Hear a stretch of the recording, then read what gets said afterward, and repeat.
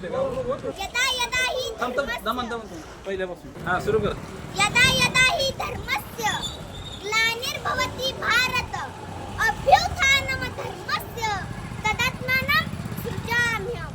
ज्या ज्या वेळी धर्माला ग्लानी येते, अधर्म पोकारतो, तेव्हा सज्जनांच्या मदतीसाठी, धर्माच्या रक्षणासाठी, दुर्जनांच्या नाशासाठी परमेश्वराला अवतार घ्यावा लागतो.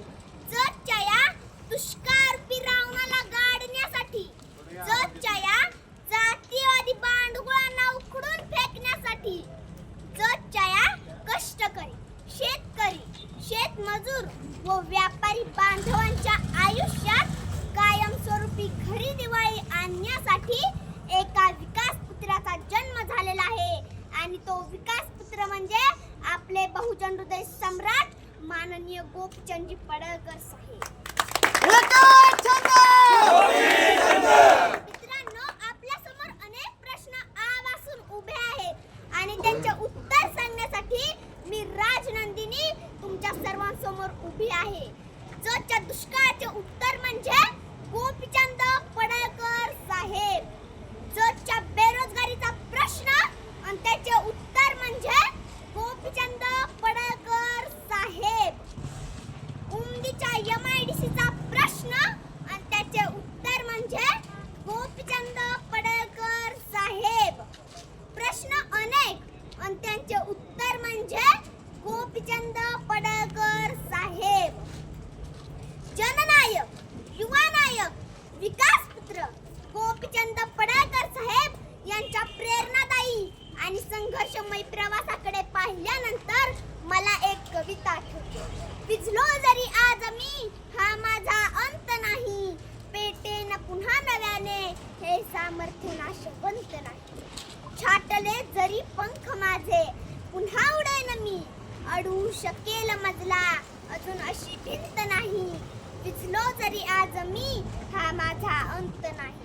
माझी झोपडी जाळण्याचे केले तर कैक कावे, पर जळेल ती झोपडी, अशी आग ज्वलंत नाही. विझलो जरी आज मी, हा माझा अंत नाही. येतील वादळे, खेटेल तुफान, तरी वाट चालते मी, अडथळ्यांना भिवून अडखळणे, हे माझ्या पावलांना पसंत नाही.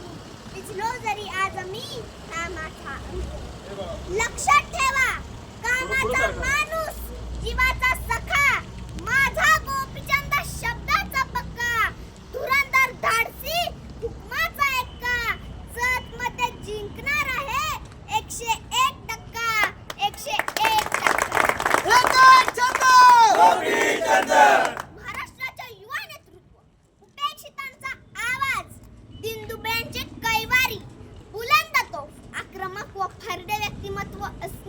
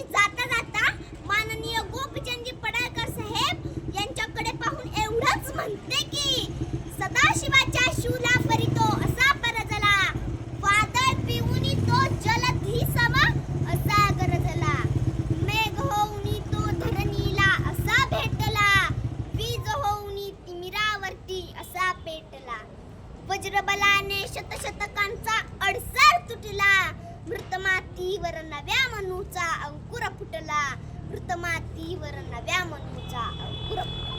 मित्रांनो, लक्षात ठेवा, विचार करा पक्का आणि कमळावरच मारा शिक्का. एक छंद गोपीचंद एक छंद गोपीचंद एक छंद गोपीचंद